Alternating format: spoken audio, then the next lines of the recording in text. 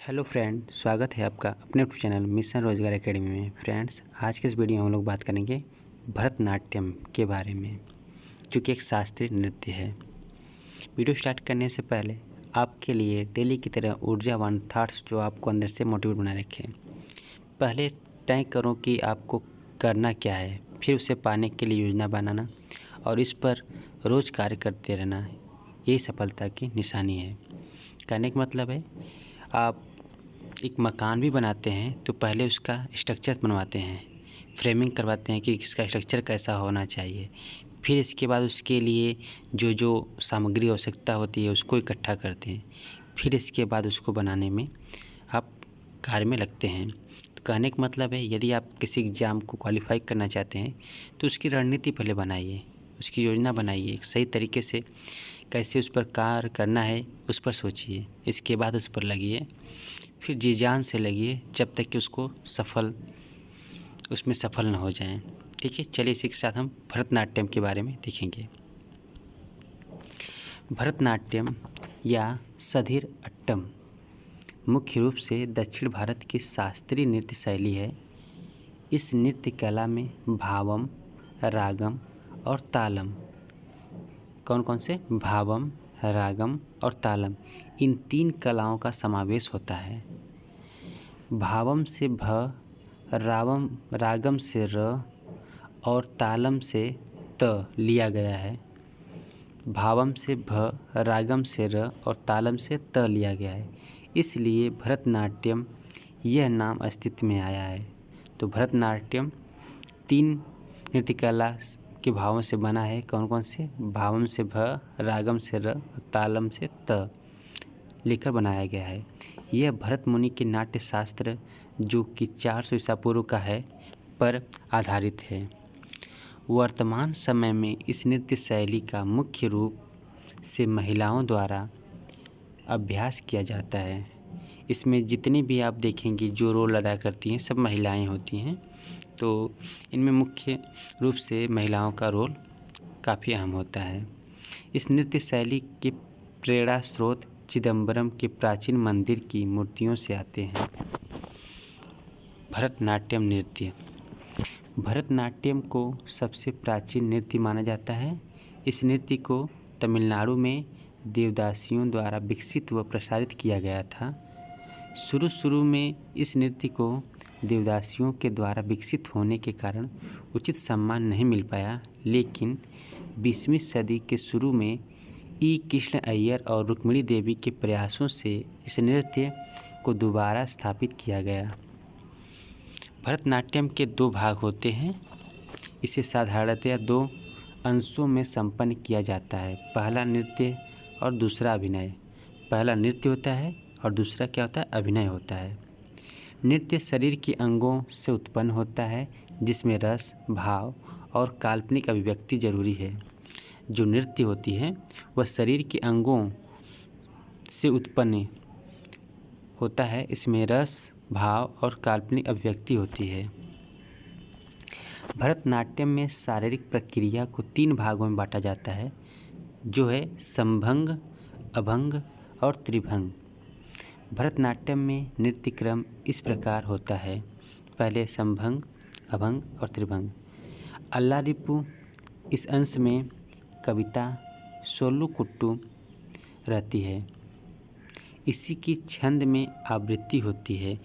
तो भरतनाट्यम का जो प्रथम स्टार्टिंग का जो होता है वह अल्लारिप्पु होता है। इसके बाद त्रिश्र या मिश्र छंद तथा करताल और मृदंग के साथ यह अंश जो है अनुष्ठित होता है। इसे इस नृत्यानुष्ठान की भूमिका कहा जाता है। फिर आता है जाति स्वरम। यह अंश कला ज्ञान का परिचय देने का होता है। इसमें नर्तक अपनी कला ज्ञान का परिचय देते हैं। इस अंश में स्वर मालिका के साथ राग रूप प्रदर्शित होता है, जो कि उच्च कला की मांग करता है। फिर इसका शब्दम ए तीसरे नंबर का अंश होता है। सभी अंशों में यह सबसे आकर्षक अंश होता है। शब्दम में नाट्य भावों का वर्णन किया जाता है।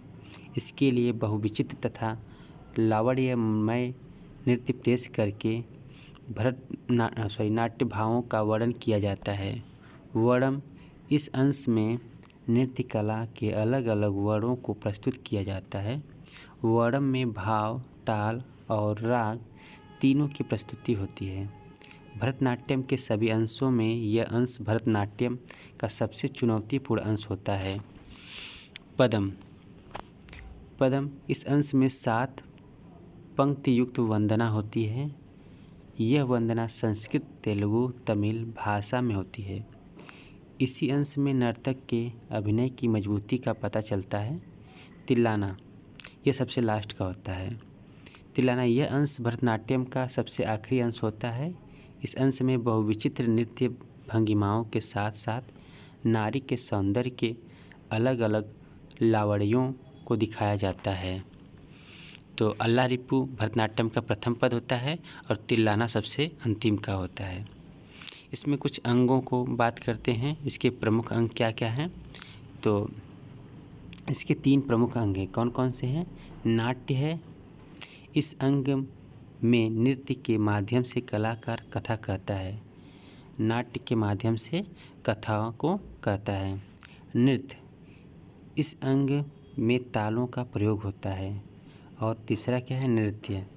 यह नृत्य और नाट्य का मिश्रण होता है।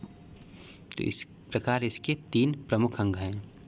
कुछ प्रमुख चित्रों को हम देख लेते हैं भरतनाट्यम के। इसमें चेहरे की भाव भंगिमा को देखिए, किस तरीके से इसमें चेहरे की भाव भंगिमा बनाई जाती है भरतनाट्यम में। आप इमेज के माध्यम से इन्हें देख सकते हैं। ये सभी इमेज भरतनाट्यम के हैं। इसमें इनके नयन को देखिए और हाथ की इनकी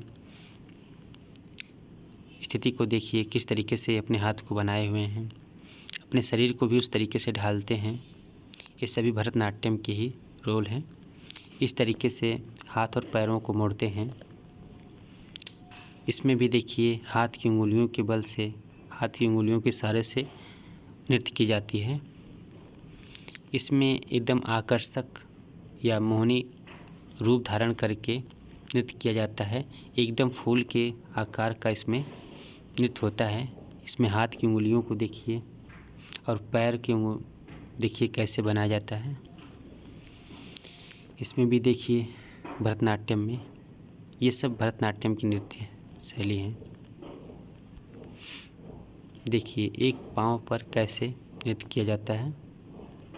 आप अभी तक जितने भी फिगर देखे हैं सभी में महिलाओं का ही रोल है। तो एक तरह से हम कह सकते हैं कि जो भरतनाट्यम है वो महिलाओं द्वारा पेश किया जाता है। इसमें देखिए इनके नैन देखिए, इनके हाथ की उंगलियों को देखिए किस तरीके से कर रहे हैं और इनके शेप को देखिए, एक फूल की इस तरह जो शेप की हुई हैं, ये इनमें काफ़ी अहम रोल होता है। ठीक है, तो ये रहे सभी भरतनाट्यम के फिगर। आशा करता हूँ फ्रेंड्स ये वीडियो आपके लिए काफ़ी हेल्पफुल होगा। मिलते हैं अगले वीडियो में, तब तक के लिए bye bye, thank you and have a nice day.